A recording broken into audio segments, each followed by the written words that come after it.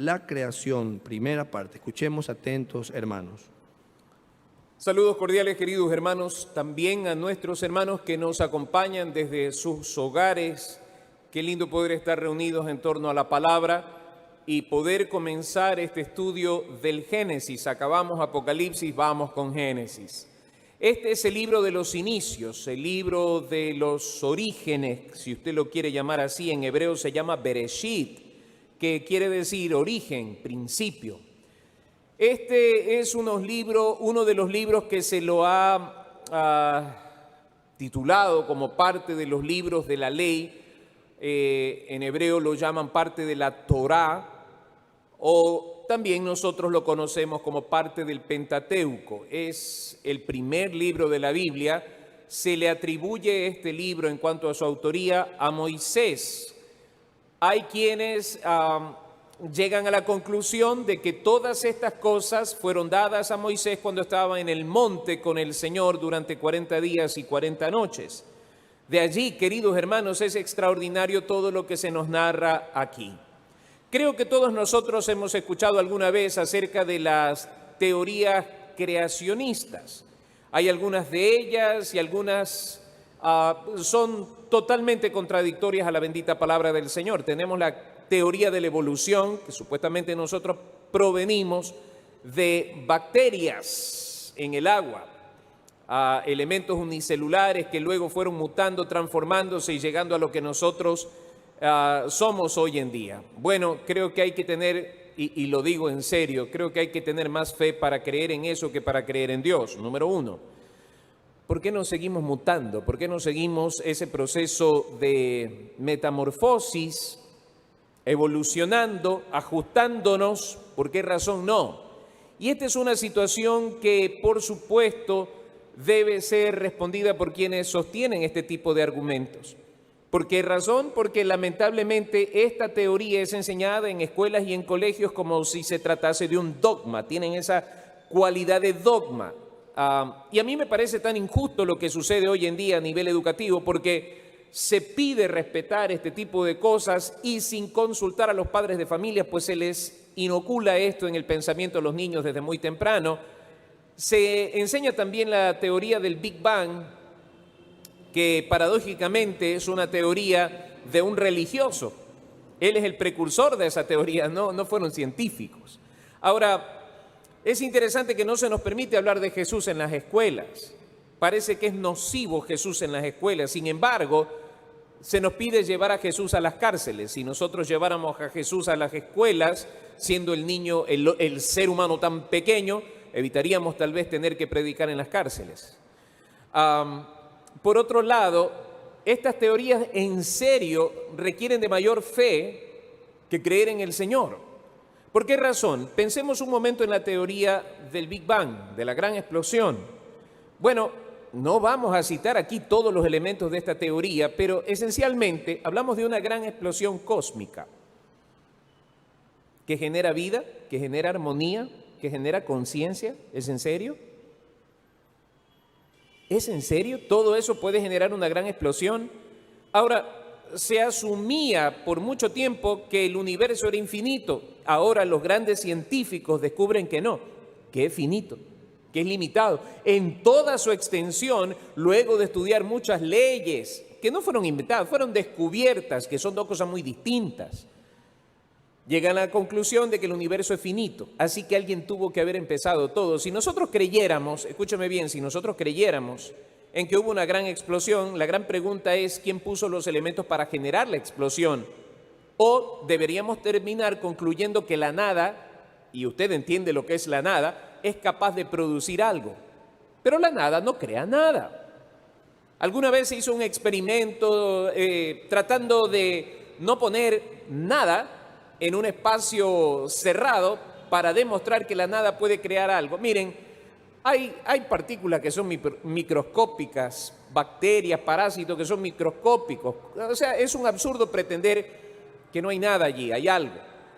Pero la nada no puede ser creadora y generadora. Supongamos que hubo una gran explosión, conjuguemos esto con la evolución y resulta que estamos aquí. La gran pregunta que no se ha podido responder es cómo una gran explosión y una selección que determina el desarrollo de especies, la mutación de especies y todo ese tipo de cosas, ¿cómo puede generar conciencia? El gran debate moral del bien y del mal puede ser generado por algo así, de esa naturaleza. Definitivamente debemos concluir que no. ¿Cómo se puede generar tal armonía? Conversaba con un científico en estos días, interesante la postura, y él me decía, ¿sabía usted que hay ciertas fuerzas que actúan sobre el universo que si disminuyeran en un poco, la existencia humana no sería posible? Hay grandes científicos que han llegado a la conclusión de que todas las cosas que existen sobre el planeta y en el universo tienen un cálculo exacto, un cálculo matemático extraordinario para que nosotros podamos estar aquí, empezando por la ley de la gravedad. Y es impresionante escuchar a los científicos decir este tipo de cosas cuando llegan a la conclusión, no, definitivamente hay una inteligencia superior. Alguien debió haber puesto las cosas en ese sentido para que estemos donde estamos. Y no puede ser posible que no exista algo que controle las cosas. Aún me decía, el hecho de el tamaño de los planetas que nos rodean. Y él hacía una conclusión interesante. Si los planetas que nos rodean no fueran tan grandes, muchos elementos que divagan por el universo chocarían contra nosotros y no contra ellos. Así que forman una especie de escudo protector alrededor de la Tierra. Fantástico. Estamos en el punto exacto, ni demasiado lejos ni demasiado cerca del Sol, de tal manera que la vida existe acá. Y eso que nos quejamos del calor y nos quejamos del frío, créanme, vivimos en el punto exacto. ¿Cómo pudo haberse determinado esa exactitud? Definitivamente hay una mente superior, una inteligencia superior. Y cuando llegamos a esa conclusión empezamos a pensar que hubo una otra forma de creación. Para nosotros, los creyentes, y esto es interesante porque se asume que la religión, y yo no creo en la religión como tal, se presume que la religión es ciega ante los eventos científicos y de esa naturaleza. Me parece absurdo. En la Biblia hay mucha ciencia. Para empezar, la historia es una ciencia que se compone de otras.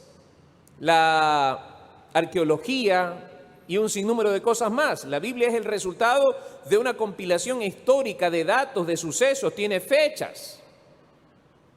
Se cita reyes que efectivamente se ha demostrado su existencia. Así que es un libro científico. Si queremos verlo desde ese punto de vista, tiene ciencia. Así que esto es un asunto interesante. Nosotros no requerimos de tanta abundancia de pruebas, de evidencias, porque tenemos algo que está por encima de todo aquello que se llama fe. Y la fe no es un absurdo, es la certeza de lo que se espera y la convicción de lo que no se ve. Y si a mí me dicen que existe la teoría evolucionista, ello requiere fe. ¿Por qué razón? Porque se debería, si es una ciencia, se debería exigir las evidencias tangibles para demostrar el enlace entre una evolución y otra, entre una especie, un cambio de especie a otra. No se trata de un cambio de género, es un cambio de especie, de un salto impresionante. ¿Dónde está ese eslabón? Lo que siempre se ha buscado cuando se presume que venimos de primates porque tenemos el dedo retráctil y todo eso. ¿Dónde está ese eslabón que científicamente nos permite a nosotros comprobar que efectivamente es una teoría plausible y admisible? Entonces, se requiere de fe para creer. ¿Por qué razón? Se asume que por el argón o por el carbono 14, tal o cual cosa existieron hace tantos millones de años. Muy bien, dame una prueba científica que no sea esa. ¿Cómo podemos saber nosotros allí? ¿Quién estuvo allí? Cuando la gente me dice, ¿y quién estuvo en el cielo para hablarnos de Dios y de todas esas cosas y volvió a la tierra y etcétera, etcétera? Yo pregunto, ¿quién estuvo hace 200 millones de años para dar crédito de este tipo de teorías? Allí es cuando nosotros entramos en un plano comprobable. ¿Hay evidencias de Jesús? Por supuesto que sí. ¿Hay evidencias de la crucifixión? Por supuesto que sí. Hay un libro interesante escrito por un ex ateo que conoció a Cristo en la lucha por negar su existencia. Se llama Evidencias que exigen un veredicto. Si alguna vez usted puede, cómprelo, léalo, es interesante. Es una lectura un tanto pesada porque es de naturaleza científica, pero se analiza la crucifixión, si fue un hecho real o no, y se barajan todas las posibilidades en base a las evidencias que hay allí. Por ponerles un ejemplo, si dos personas se ponen de acuerdo en un asunto para contar una mentira, podría ser que alguien la crea, pero tarde o temprano eso se va a caer. Pero hablamos de más de 500 testigos, según lo que cita el apóstol Pablo en la primera carta a los Corintios, capítulo 15. Más de 500 testigos no pueden fallar en el mismo relato. Tenemos 4 evidencias primarias que son las narraciones del Evangelio por 4 autores diferentes en 4 etapas diferentes que nos cuentan el mismo relato con la misma esencialidad de los hechos. Así que tenemos fe en Dios, no solamente porque desde ese punto de vista es comprobable, sino sencillamente porque no necesitamos de toda esa evidencia al ver lo que Cristo hace en la vida de un ser humano cuando abre su corazón en profunda humildad y sencillez y reconoce: Señor, necesito ayuda. Y el poder de Dios transformador del ser humano es una de las evidencias más fuertes e irrefutables de la existencia de Dios. Y podríamos nosotros pasar esta noche hablando de todas estas cosas. Créanme, hay un montón de evidencias tangibles que nos hablan de Dios a gritos. Basta mirar la naturaleza. Conversaba con es un creyente, es un matemático, y él me decía: ¿sabía usted que el meandro de un río, o sea, la dimensión de un río en cuanto a su longitud, a su ancho, es interesante que aunque el río se curve en muchas formas durante su recorrido, siempre va a tener el mismo resultado matemático en cuanto a su medición? Y es algo extraordinario poder comprobarlo, fantástico. ¿Cómo puede ser tan perfecto esto? Y hay un montón de evidencias de esa naturaleza que nos hablan de una inteligencia muy superior. Hay evidencias tremendas. Me encanta ese tema, pero yo comencé simplemente diciendo: Señor, te necesito. Creo que tú existes, creo que eres real y creo que tú moriste en la cruz del Calvario por salvarme a mí. Cuando llego a esa experiencia personal del nuevo nacimiento, de ser transformado por el poder salvador del Señor Jesucristo, ya no me cuesta nada entender que lo que dice la Escritura es verdad, es la palabra de Dios. Y tiene muchísimo que ver conmigo. Y lo fantástico de todo esto, queridos hermanos, es lo siguiente: cómo un Dios tan inmenso, porque cuando vas estudiando la Biblia, cada vez el conocimiento de Dios se hace tan grande que llega un momento en que te das cuenta que Dios es totalmente indescriptible por la inmensidad de su existencia, de su ser. Y alguien decía de una manera interesante: Dios no existe, Dios es. Dios es. Yo soy el alfa y la omega. Qué preciosas palabras con las que termina Apocalipsis. El que es, el que era, el que ha de venir, la existencia absoluta. Ahora, partiendo de ese conocimiento y de la veracidad de su existencia entre nosotros, arrancamos nosotros con el libro de Génesis y nos dejamos deslumbrar por lo que hizo Dios. Hay un detalle interesante al estudiar el libro de Génesis. Recordemos nosotros que en cuanto a su escritura, este libro fue escrito en arameo originalmente, luego fue traducido al hebreo, al griego, al alemán, al latín, al alemán, al inglés y del inglés al español. ¿Sí? Entonces hay palabras que nosotros perdemos en la traducción. Por ejemplo, cuando dice aquí: en el principio creó Dios los cielos y la tierra, la palabra Dios es Elohim, no es Él. ¿Por qué razón? Para los hebreos este no es ningún problema. El libro de Deuteronomio nos dice en la oración que siempre repiten los judíos: oye Israel, Jehová nuestro Dios, Jehová uno es. Ellos estaban conscientes, son monoteístas, los judíos son monoteístas. Así que en su monoteísmo ellos concebían a Dios único. pero también entendían la expresión de su naturaleza en tres divinas personas, Padre, Hijo y Espíritu Santo. De allí que usan la palabra Elohim. ¿Por qué razón? Habla de una pluralidad. En el principio, Dios Padre, Hijo y Espíritu Santo, participando activamente en la creación. ¿Cómo comprobamos esto? Al Espíritu Santo se lo llama creador y al Señor Jesucristo se le atribuye haber hecho todas las cosas para Él y por Él en Colosenses capítulo 1. Así que no hay ningún problema en entender por qué razón en la distorsión de la historia de la creación hay quienes dicen que Dios estaba hablando con los ángeles. Los ángeles no son creadores ni reciben alabanza ni gloria. Por otro lado, dicen también algunos que estaba hablando, porque vamos a encontrar esta pluralidad más adelante, hagamos. Cuando llegamos al versículo 26, hagamos al hombre a nuestra, habla de pluralidad, conforme a nuestra semejanza. Es una pluralidad. Entonces algunos, para tratar o pretender explicar esto, dicen, hablaba con la iglesia. No, la iglesia no existía porque el hombre no había sido hecho. Es obvio. Tampoco podía haber hablado con los ángeles porque en ninguna parte de la Sagrada Escritura, desde Génesis a Apocalipsis, vamos a encontrar que los ángeles hayan sido creadores. Son creados, son seres creados, no son creadores. ¿Con quién hablaba Dios?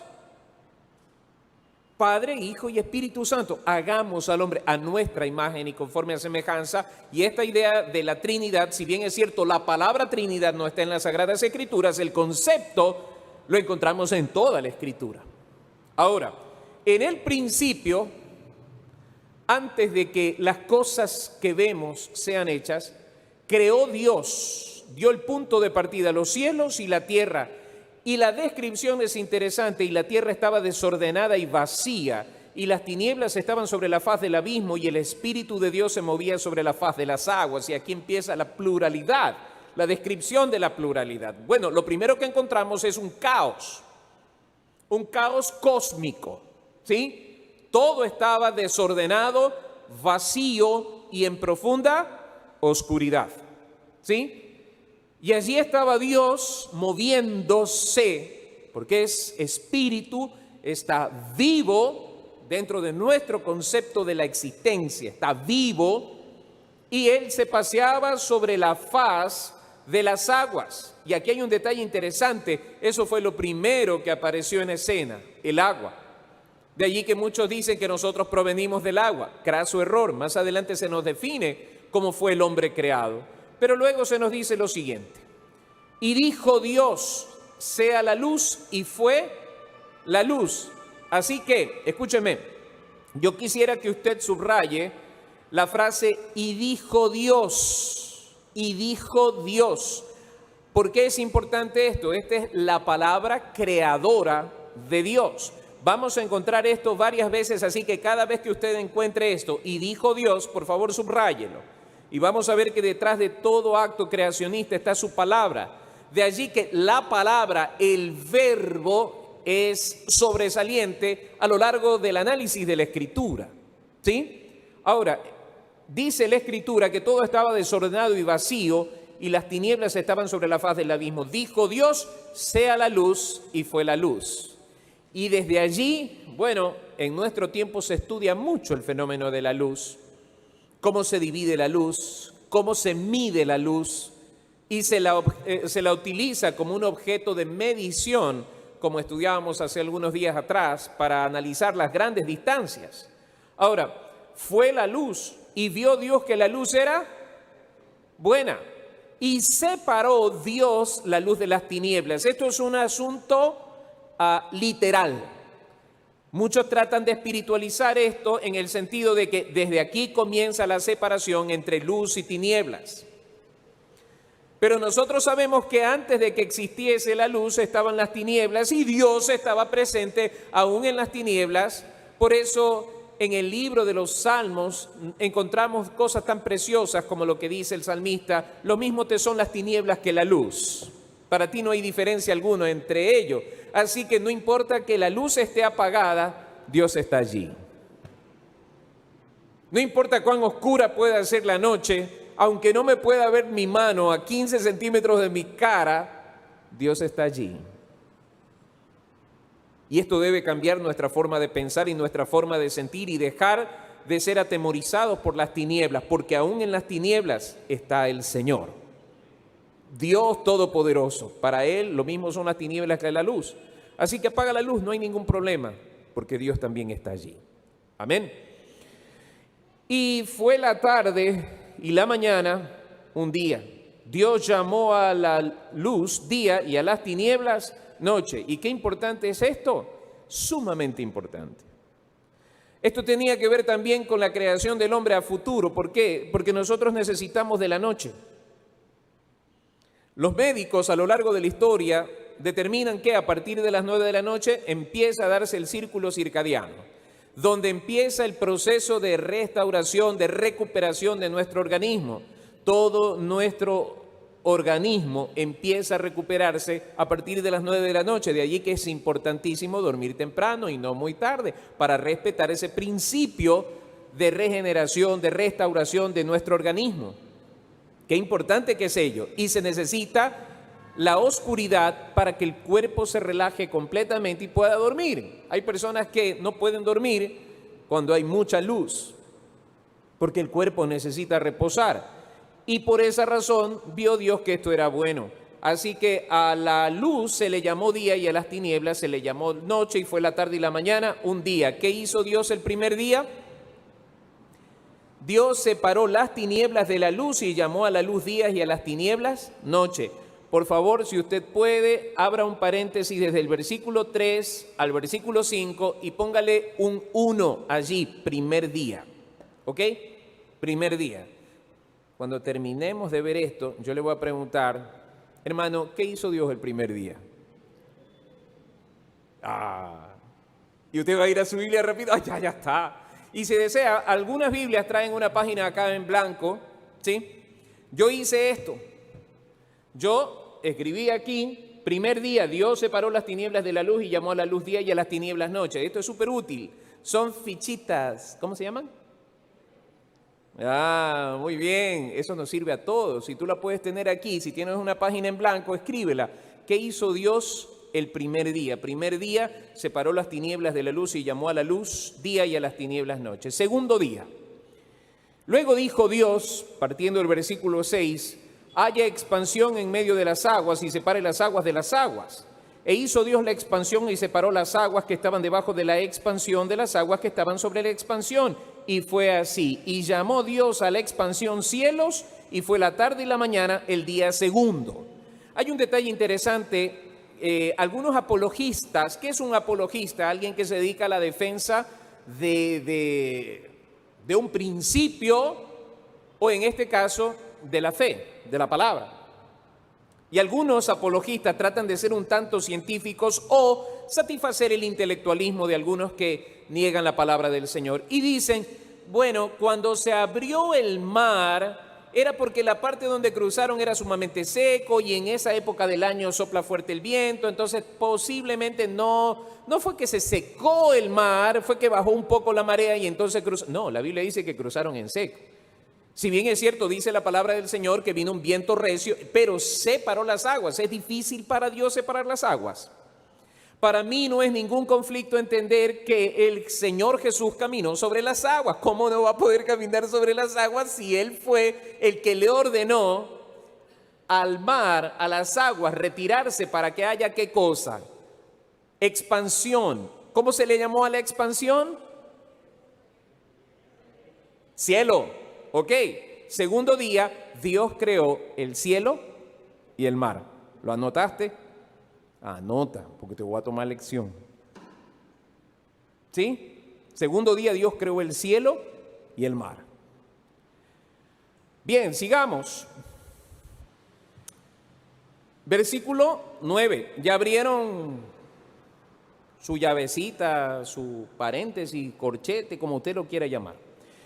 Versículo 9, dijo también Dios, júntense las aguas que están debajo de los cielos en un lugar y descúbrase lo seco, y fue así. Y llamó Dios a lo seco tierra, y a la reunión de las aguas llamó mares, y vio Dios que era bueno. Bueno, ustedes van a notar que se están repitiendo algunas cosas, ¿no? Vio Dios que era bueno. Y hay una frase que me encanta, que usted la ve al final del versículo 7, y esta frase es la última frase luego del punto seguido, y fue así. En el versículo 9 termina diciendo lo mismo, y fue así. ¿Qué le dice a usted esa frase?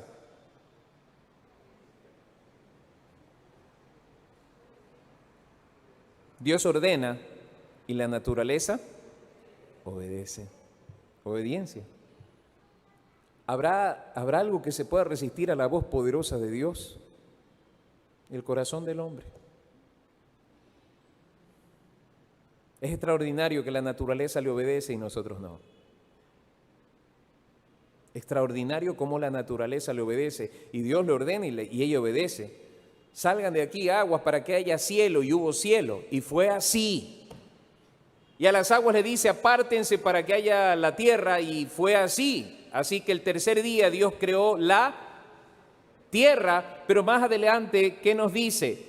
Y llamó Dios a lo seco tierra, y a la reunión de las aguas llamó mares, y vio Dios que era bueno. Esa frase es buena subrayarla, ¿no?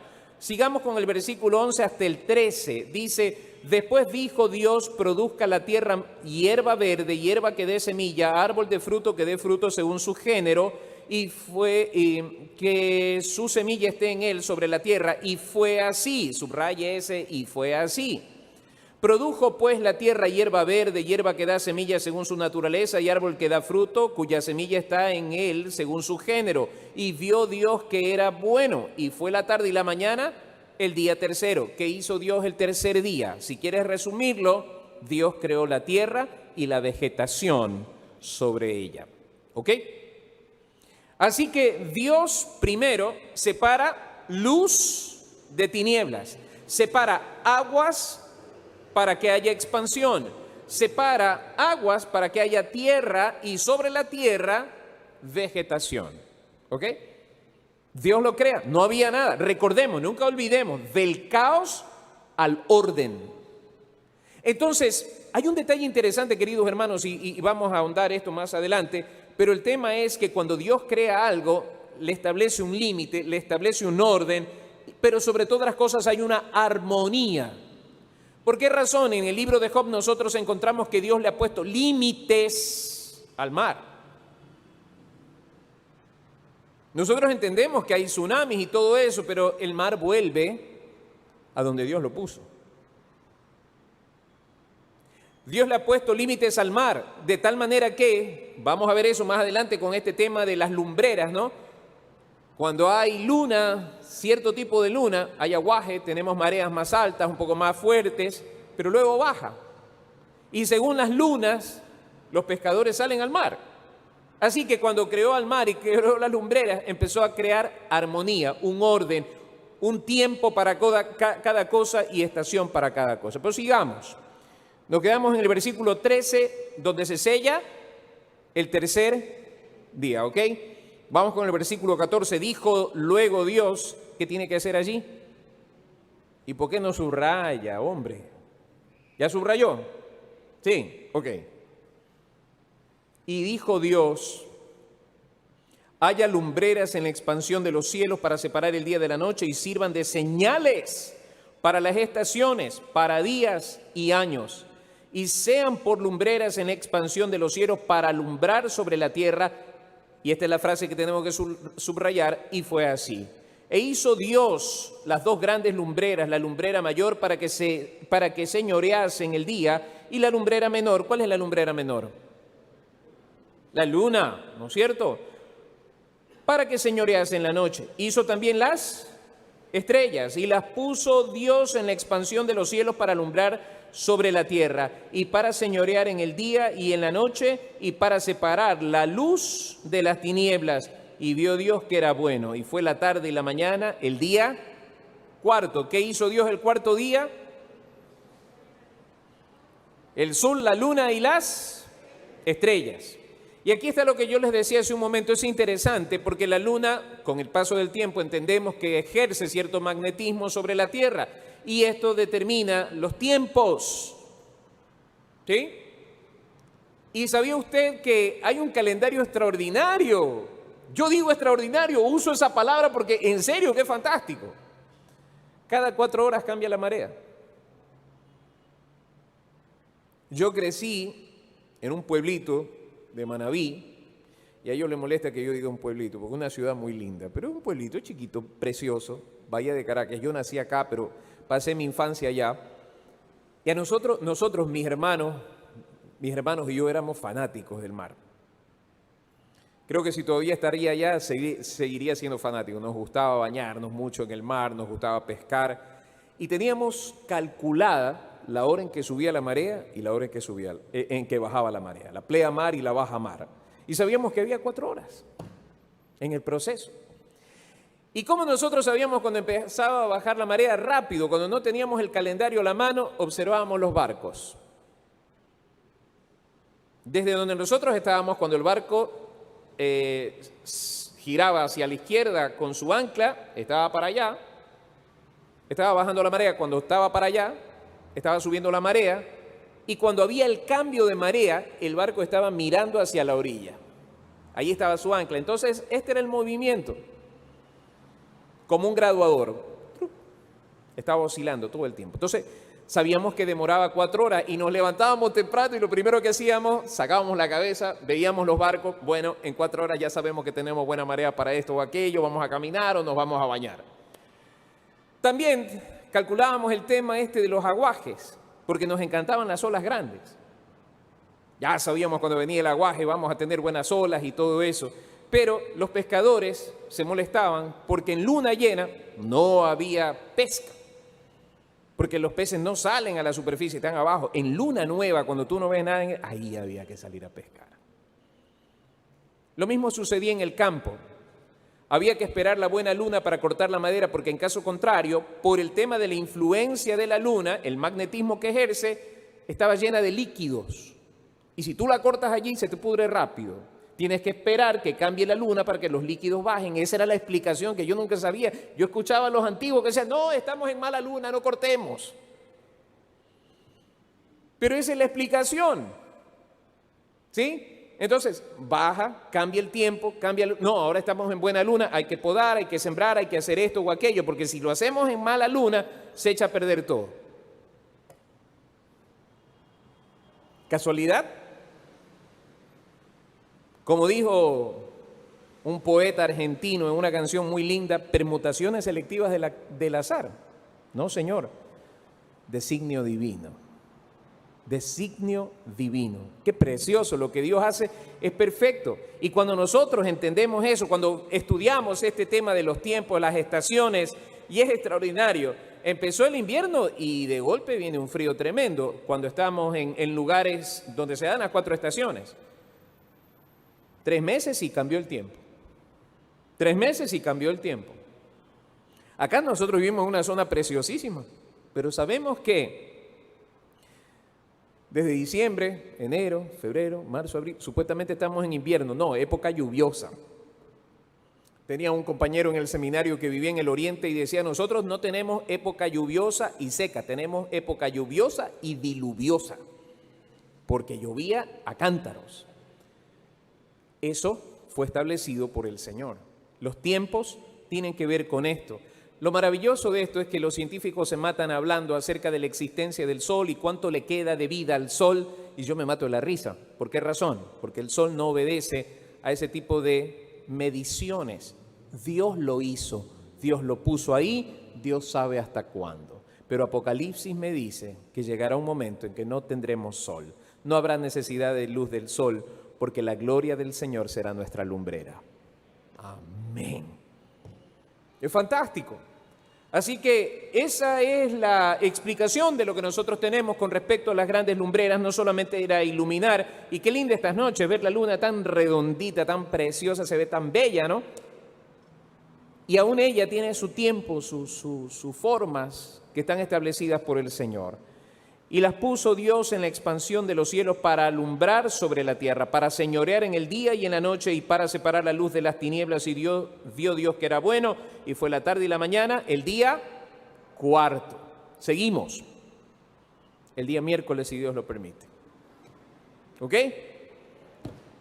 De verdad que es un libro precioso, el libro de Génesis, porque arrancamos con este proceso, capítulo 1 y 2, tienen que ver con la creación, mis amados hermanos. Y es necesario que nosotros lo leamos, lo estudiemos, lo tengamos bien claro en nuestro corazón por una sencilla razón. Si no entendemos Génesis, hay muchas cosas en el resto de la Biblia que no las vamos a entender. De manera especial, cómo funciona el capítulo 3 sobre el resto de las Sagradas Escrituras. Pero eso lo dejaremos para más adelante, si Dios lo permite, el día miércoles continuamos. Que Dios me los bendiga.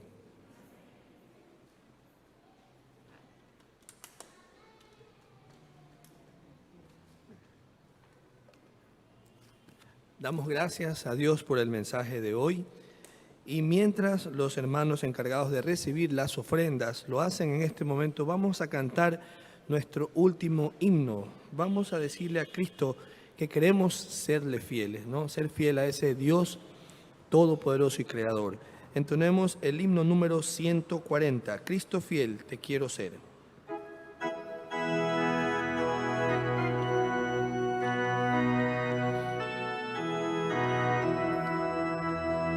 Cristo fiel te quiero ser, dame el poder, yo contigo quiero andar, sin vacilar,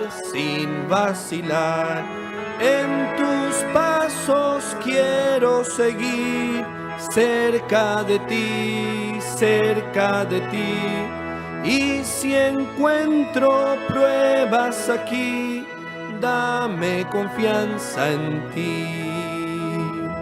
Con Jesús yo quiero hablar, solo con Él,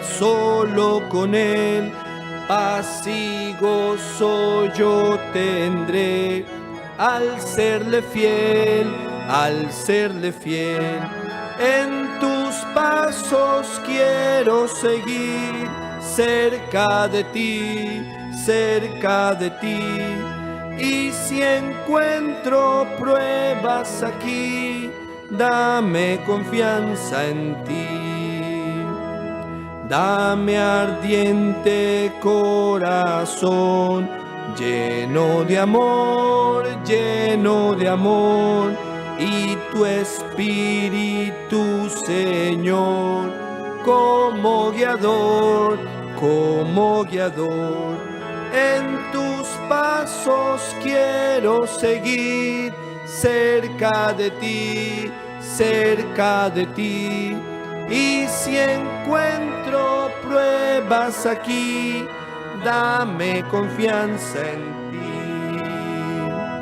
Cada día quiero cumplir tu voluntad, y servirte a ti, Señor, en humildad. En tus pasos quiero seguir, cerca de ti, y si encuentro pruebas aquí, dame confianza en ti. Señor, es maravilloso revisar el Génesis y volver a esos principios que nos llenan de alegría, que nos llenan de gozo, Señor, al saber que no solamente eres creador de todas las cosas, tú eres sustentador de ellas. Tú tienes autoridad sobre la tierra, sobre el mar, sobre el aire. Tú tienes autoridad sobre los astros celestes. Tú tienes autoridad sobre nosotros. Glorificamos, exaltamos y proclamamos que Jesucristo es el Señor, para gloria del Padre, en Cristo Jesús. Amén. Que el Señor les bendiga, hermanos.